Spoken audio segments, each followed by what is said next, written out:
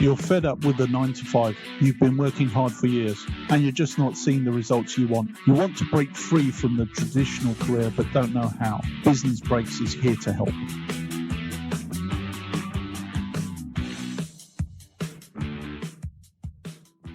This is the Business Breaks podcast guest interview series with my very special guest, Zachary Italian, who is the founder of Village Helpdesk, an international service provider headquartered in Philadelphia, specializing in customer evolution as a service, which deploys rapid, scalable customer support services for SaaS companies, utilizing a combination of infrastructure and digital technologies. Zachary is an operator of Publishing House, an international organization which produces metamaterial and technical documentation for IT companies. Zachary is also an operations professional, heavily focused on customer success, analytics as a service, digital publication, and equality in personal and professional spaces. He also counts among his skills VR esports, IT, creative engineering, strategic partnerships, and blockchain. I'm also privileged and honored to count him as a personal friend of mine, as well as a very interesting conversationalist. So, Zachary, welcome to Business Breaks. Thank you. Very happy to be here. Thank you. And so to get us started, tell me, how did your career develop into founding your own customer evolution as a service company? Through years of need, really. So I started my quote unquote career, right, as, in high school as a contractor. So I didn't have a typical 9 to 5 job right off the bat. I went right for work that I really wanted to do. So I had friends and partners that were in promotional marketing. They were doing modeling and promotional marketing. So I started contracting with them. And right from day one, where the years I was born and what was going on, everything was tech-based already. So at every point in my career, even the marketing side, technology was used. I did it through high school. I helped the teachers with that as well. So customer experience and technology went hand in hand in every position I've ever had. And I already had mindset of going after something I wanted to do, something I wanted to make a difference in. So how it evolved into what I'm doing today now is leading teams using technology and face-to-face interaction with guests and customers and end users really showed me that there's a huge disconnect in the communication there. And ultimately, I think success in business comes down to very fluid and flowing communication. As humans, I don't think we can really move forward or evolve without communicating with one another. So I seen this gap of communication that was happening from employees to the business I was working with to the end user of their ultimate customer that they wanted to achieve and earn. So all these years later, through the marketing, evolving into doing different startup experiences, working with technology, I found the huge need for businesses to have an organization that can come in and kind of mastermind that experience for their end users with their employees. So working with their already on-staff employees to get them better motivated, better educated, and better know-how to use the technology that they're using to ultimately do what they're trying to do. That might make more sense when I described that the marketing company I was working for was Ogilvy and some project they were launching where, VR headsets on site with customers. So we were pulling VR headsets with these promotion models, giving it to them, putting it on them and putting them through a virtual experience, which was different for on site at, we were doing conventions, we were doing restaurants, bars, anywhere that we could really find people that were looking for entertainment and giving them that experience. And that just evolved, right? So like working with these promotion models with their tech, I was very good handling, this is how you do it. This is how we're going to do things. This is the experience we can give people. So that moved up, right? So I started working with the managers and then I started running the training for the managers. And then I started teaching the higher ups, how to better use this technology when facing customers and teaching them, the experience that we're really trying to give them. So it was just a huge need that just developed over time as technology evolved, as, environments changed, especially just recently through COVID.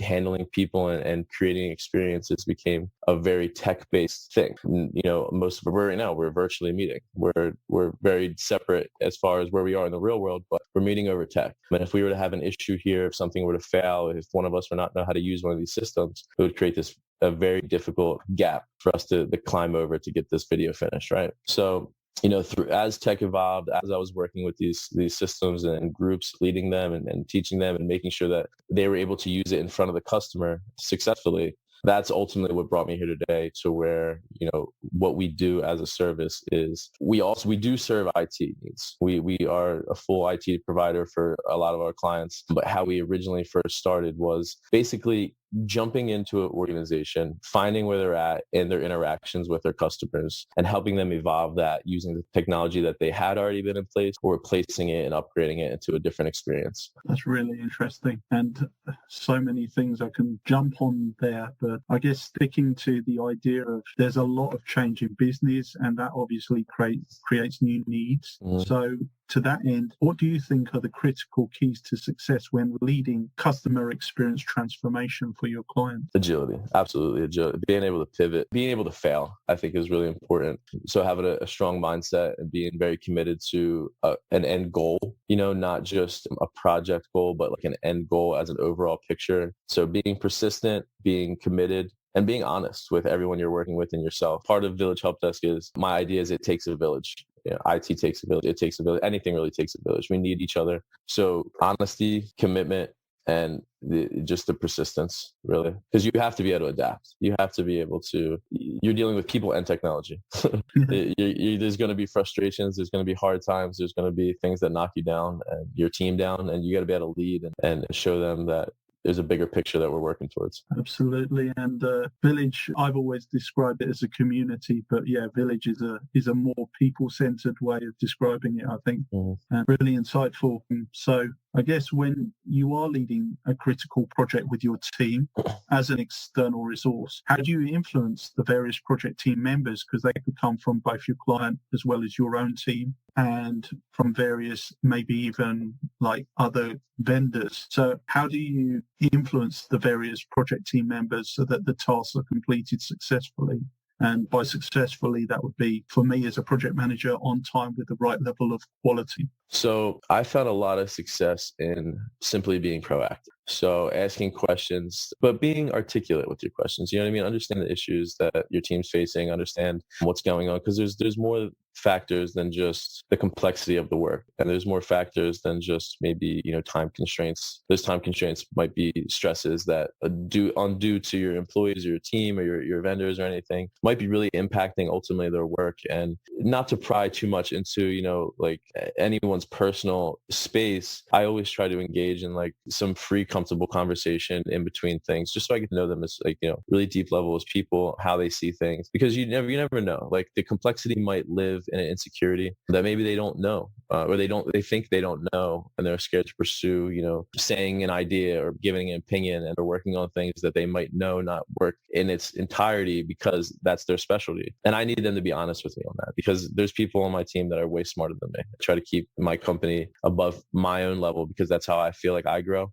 So I make sure that who I'm around and the room I'm in, I'm always the least educated or the least intelligent person. So the people I end up getting to work with are, very well put together, very, very smart, very intelligent people. And that comes with more complexity. That comes with more, stress. That comes with, people are not just numbers or hours clocked in. They're, dynamic living things that make a huge difference in the projects and the teams that they're with. So how I've found really the most success in getting teams on point with making goals, with, being committed to a project and getting things done and making sure the quality is good is really giving them an environment that fosters that like feeling for them. They want to be supported. They want to know that they're doing good things. I want to know I'm doing good things. It's just, so I encourage that. We do team exercises, like not to where we're on the camera doing jumping jacks together, but we engage in normal conversation just as much as we engage in business talk. We have our meetings, but we're all friends at the end of the day too. And where that's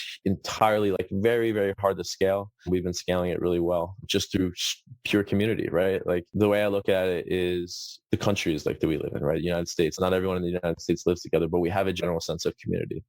So I'm sure the same goes for UK and other parts of the world, but there's just, as humans, we are very good at accepting general thoughts, and we're very good at coming together as a whole. That's what separates us from the other animals.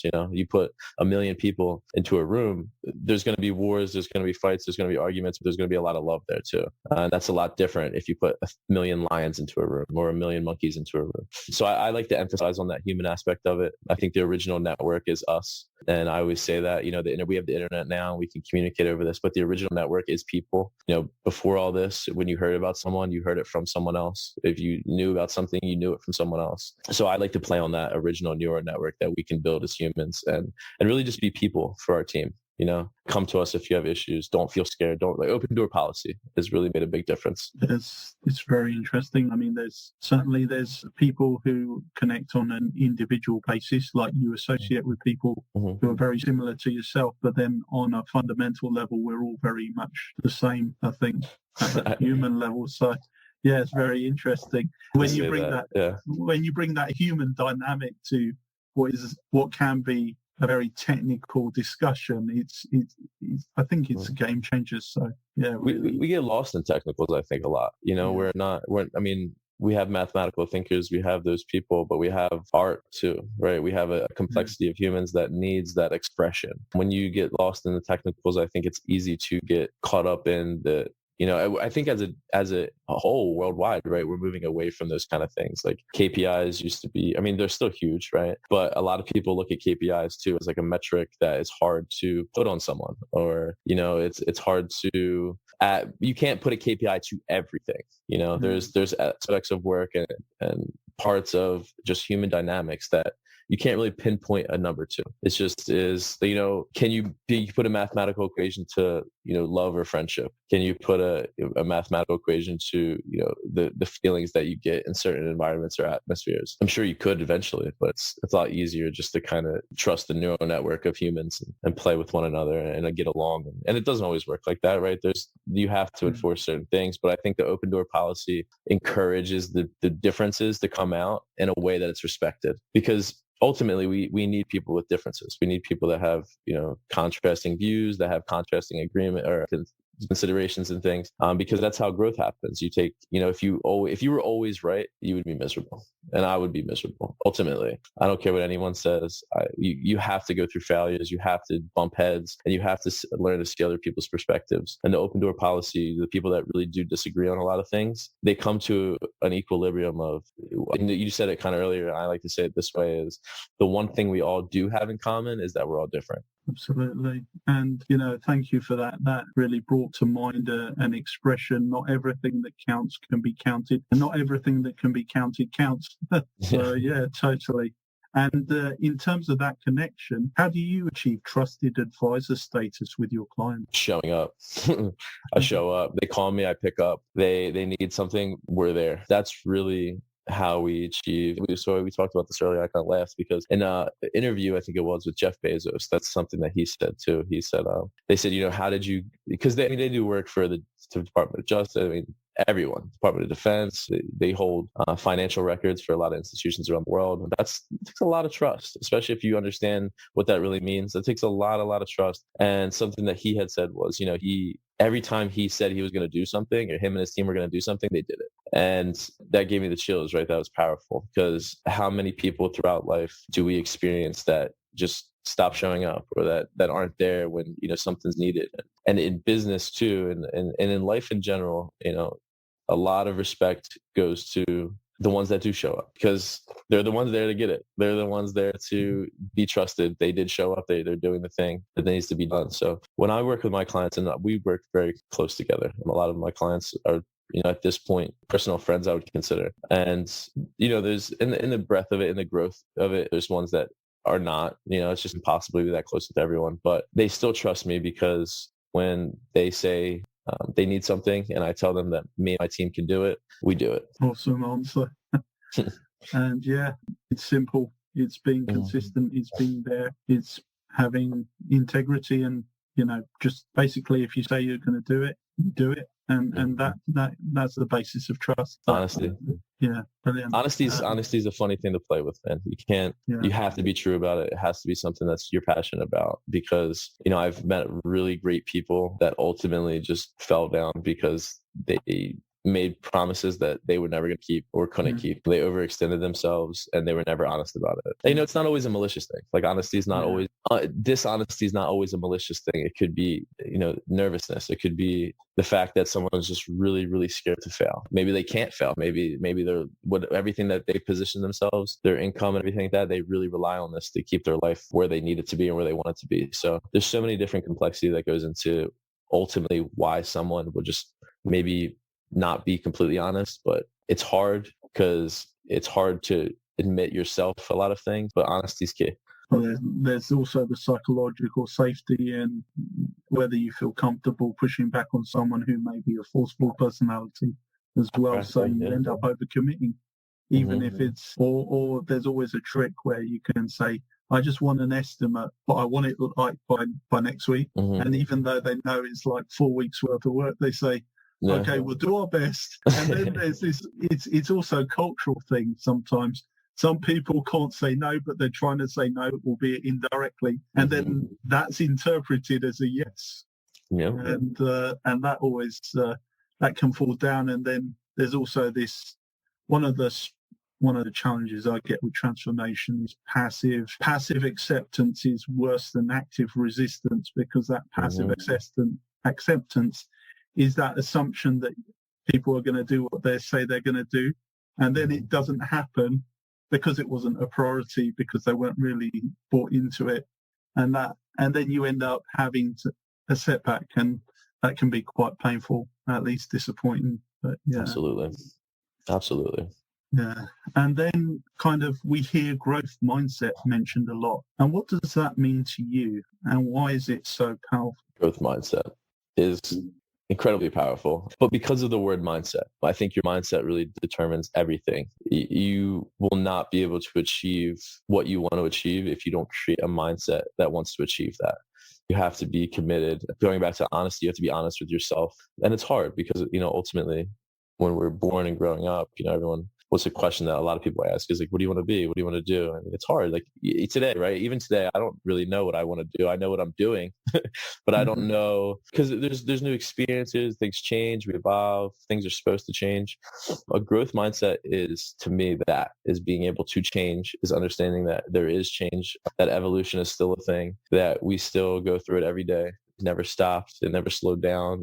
If anything, it probably sped up. But there's someone that's going to put a mathematical equation to that, but I'm just going to go with the feeling that it's speeding up. And it's still the number one key that I use to keep my growth mindset is just acknowledgement of that change. And to me, when you say, why is it important and what does it mean to me? It just means that. It means that when I wake up, that I know today is going to be different than the day previous, and I'm willing to keep working towards my goals and my commitments. And whatever I said the day previous and the week previous and the month previous, I mean it today. It evolves, it changes.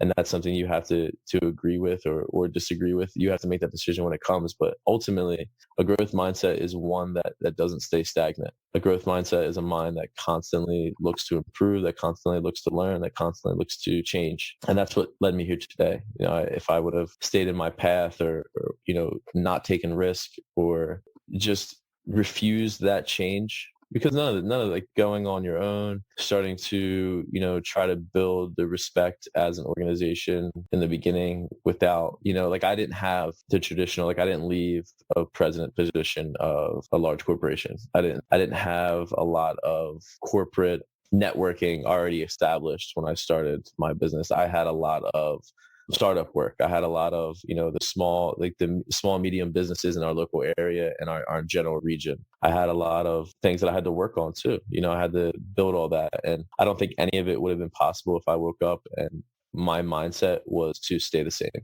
Excellent. And then going on that, because you've had obviously a very interesting background, in a lot of ways, you're showing that what you can achieve is possible regardless of whether you've had either a formal career or you're just starting out and you've decided you don't have all the answers, you don't necessarily have the network to begin with, but you have a vision and you have a goal and you're just going to work at it and use the resources that you do have, your wits, your energy, your skills. But and then to get where you are is very impressive. I guess going through that career that you've had, what's the best piece of career advice you've received from a manager or a mentor, maybe, that helped you go in that right path?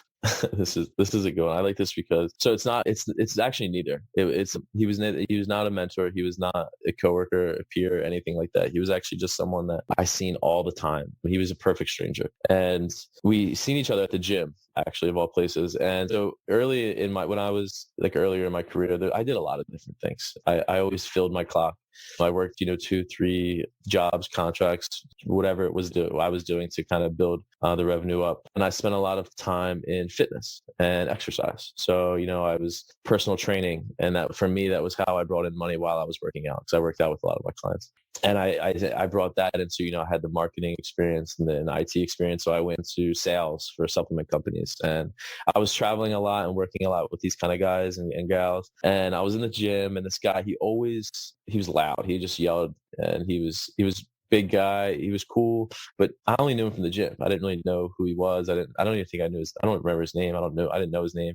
And he came up to me one day, and we had never had like a one-on-one conversation. And it's been years that I've been going to this gym, and I was actively I was attempting to go into bodybuilding. I was growing. I was doing a lot of other things. I was doing other work. He seen me bring clients in. He seen me talk to people. And he said to me, he just walked up to me. He said, "What are you doing here?"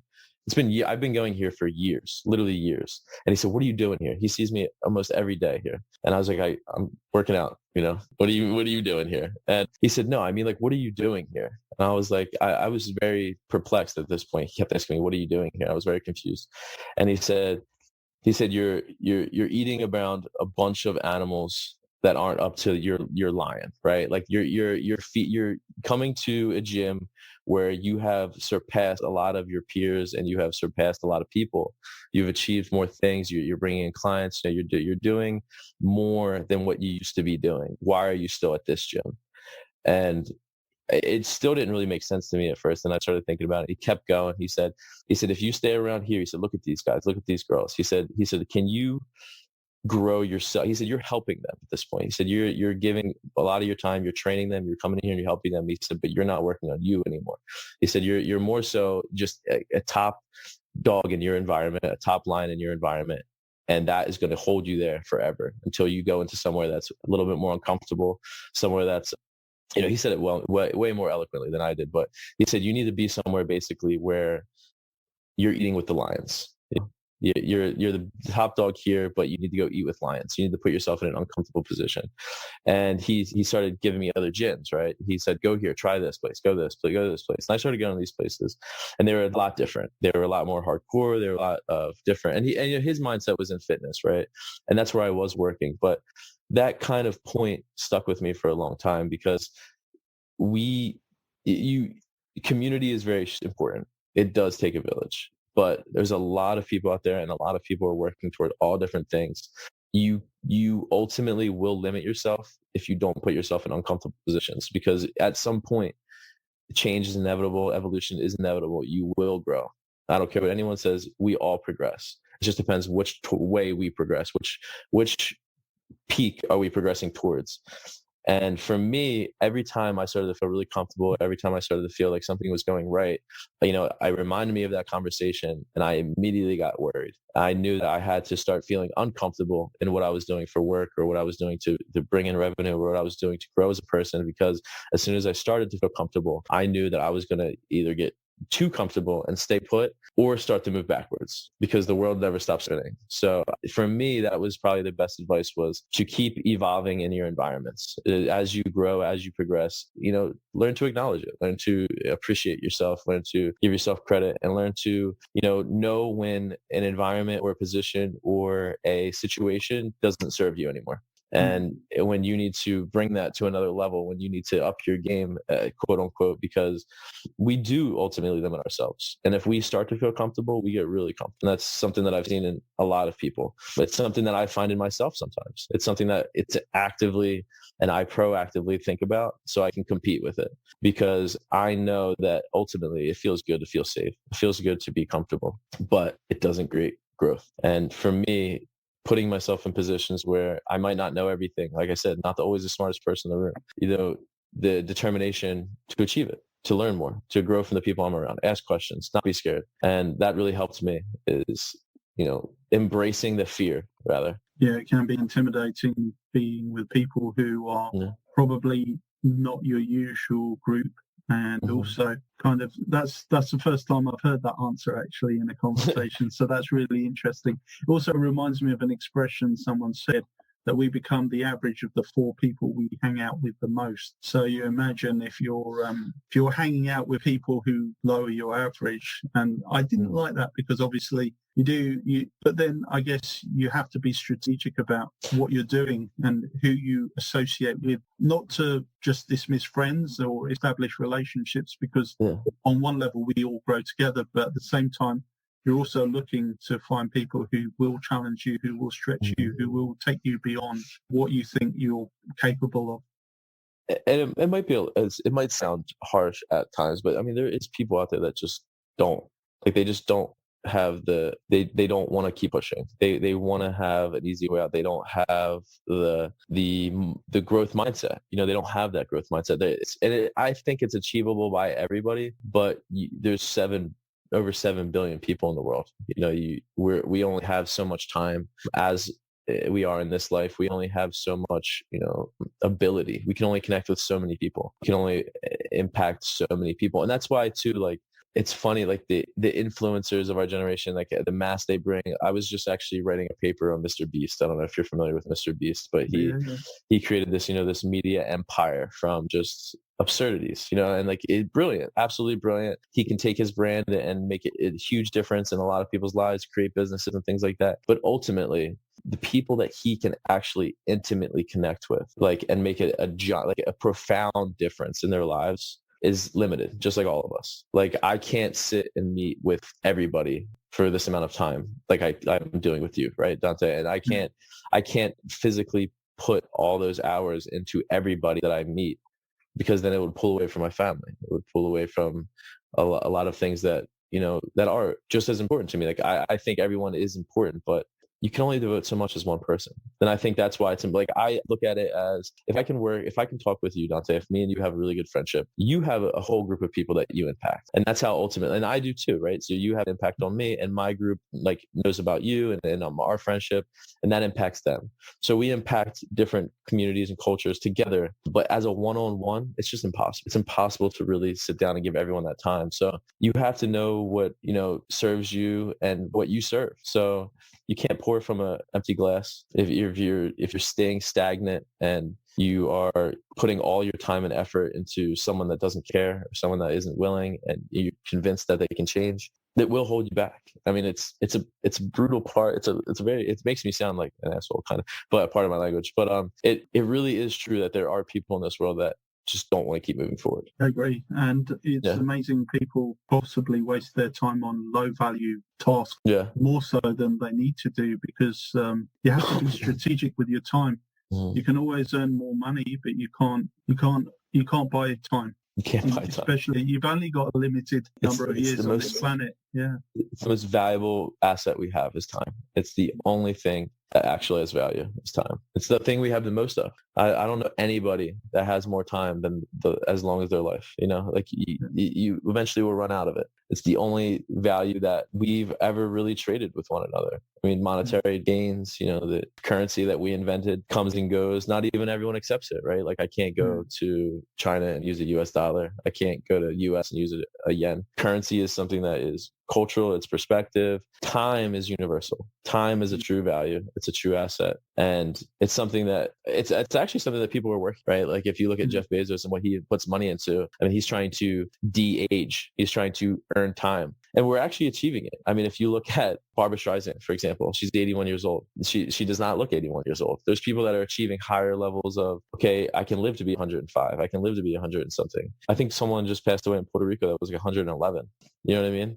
So time is something that's the ultimate asset. If someone learns to create time, I would give anything to learn that. But that's what I really put my value down. So when I spend time with people like you, Dante, it's because I really believe in you as a person. I really believe in us. I really believe in that putting my time here is valuable, because I know it is. What you're creating, I know what you're a part of, your mindset and who you are as a person. And that's the kind of thing I want to be around. That's the kind of thing I believe in. So that's where I spend my time. It's people like you, people that have similar visions to me, people that have opposite visions of me, but to the extreme, right? Like, I keep people around that are complete antagonists to my lifestyle, because I need that. I need to see the differences. I need to see the perspectives. I need to see everything that I can't at the moment. Eventually I will, but only because of other people. Like, and that's honesty too, right? Like, I think being honest, that boils back down to honesty. Like, I would expect and respect you at the most if you said things back to me that I didn't agree with. Like, if you said, I think this, even though you think this, I love that.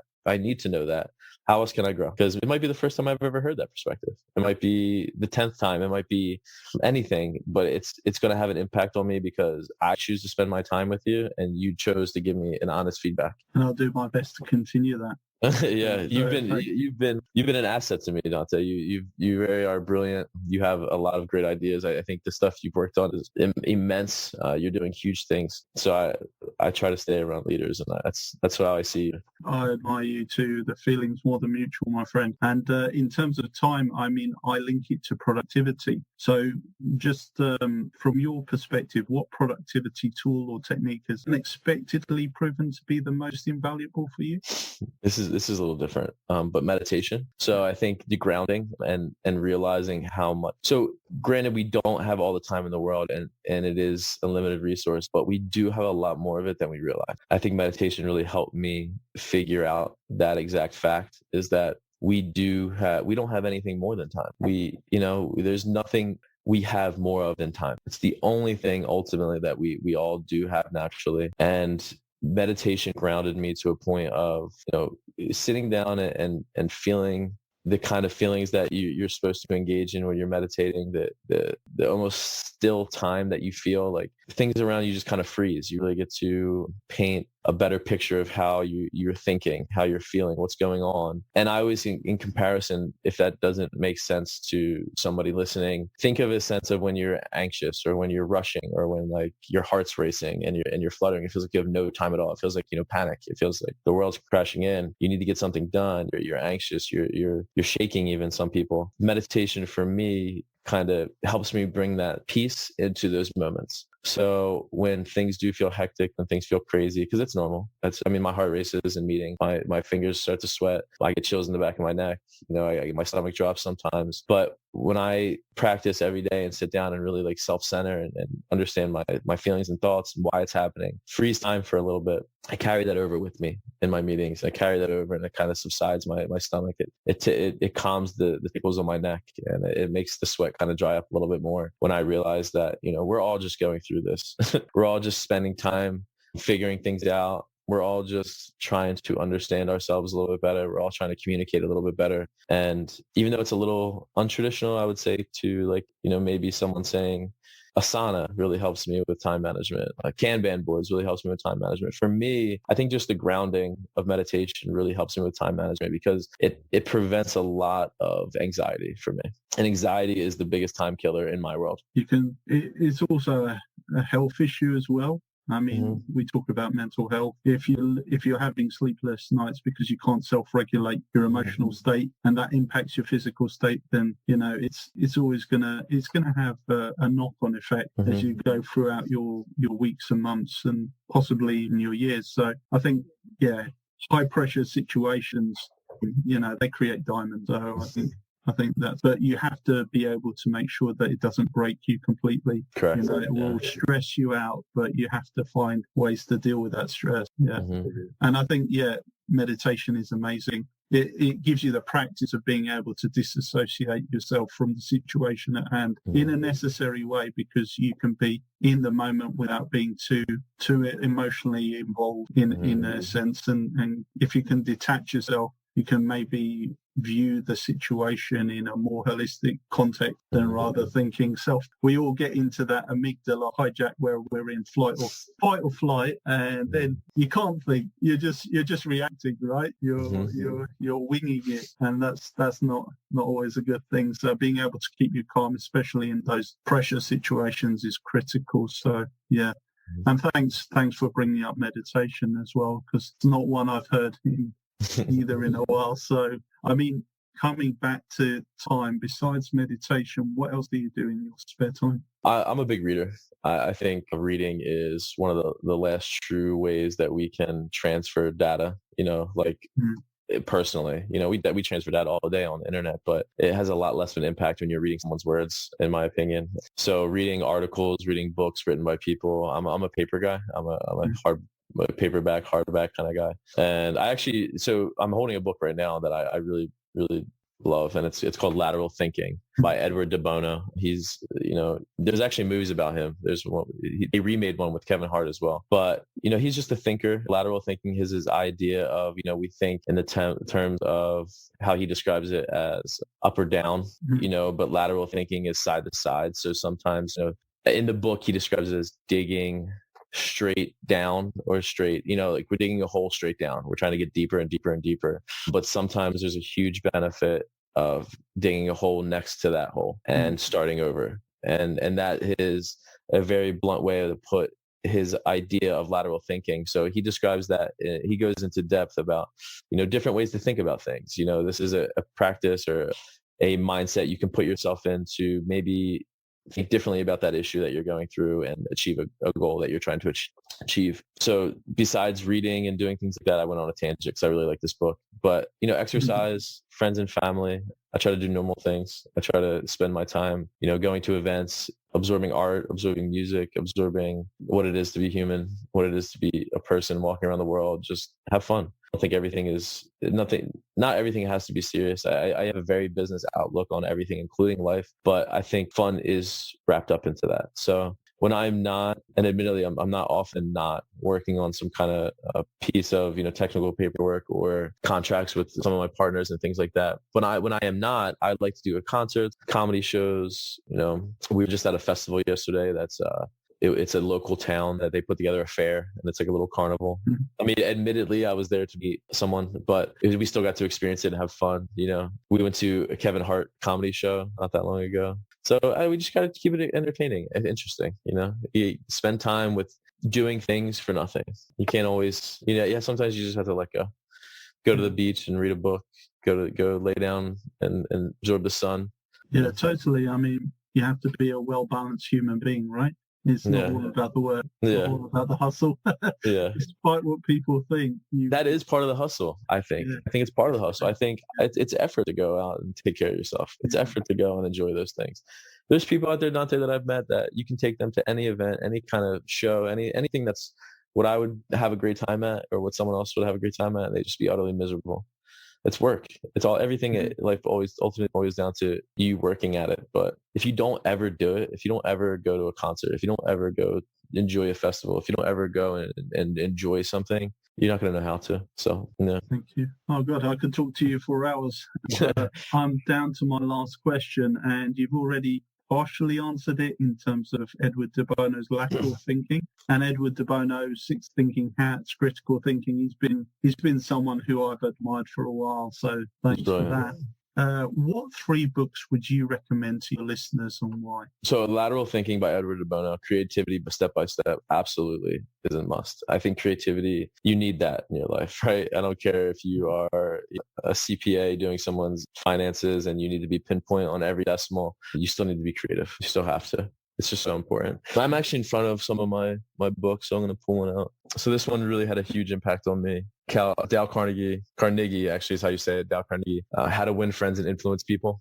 This is one of the first copies, which actually has, if you get an early copy, first or second, third edition, it's before his wife edited it. So there's actually 2 chapters in it that were taken out later. There's a little different perspective and how he has communications with some people in the book. It's interesting. I have both copies. I have a later one or a newer one and an older one. For me, earlier books, the earlier I can get it, the better, because it's the least edited. I like the least edited. I like the raw thoughts. Yeah. And then, so let's see. I want to do a good one. I have so many books that have a huge impact on me. There's 2. The one I'm not going to talk about a lot is The Private Life of Solomon, which is, look it up if you don't know about Solomon. But this is the 3rd one that I want to mention that really had a big impact on me. And this is Napoleon Hill. I don't know if it's kind of blurred. But no, it's actually Laws of Success. Oh, wow. So it's the 16 Laws of Success. So this was something that led into Think and Grow Rich. These are like kind of the laws that it was based on. Everyone always mentions Think and Grow Rich, but no one ever mentions this. And I don't ever know why, because this is the big one. This is the one. If you actually were to go and try to find this collection, it's 16 different books, or like, a good amount of books. I just have a large collection of all the laws, but it goes through, everything. confidence, leadership, success, failure, everything kind of we just talked about, because there is no one. We're dynamic. That's what makes us human. That's what makes us successful. All of those things matter, no matter what your profession is, no matter what you're doing, whether you're a trapeze artist in a circus or you're doing like an IT transformation. All of those things come into play. Self-confidence, persistence, mindset, leadership, how you handle other people involved in every single business industry worldwide.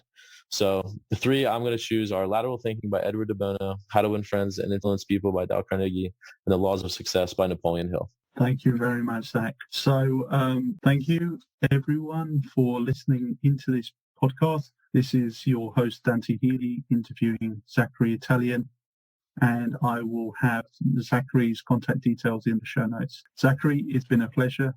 Thank you very much. Thank you, Dante. This podcast shares experiences and insights gained from business, IT, and digital finance. Hosted by two leaders who have made the leap themselves, this show is dedicated to helping listeners think differently about their career aspirations.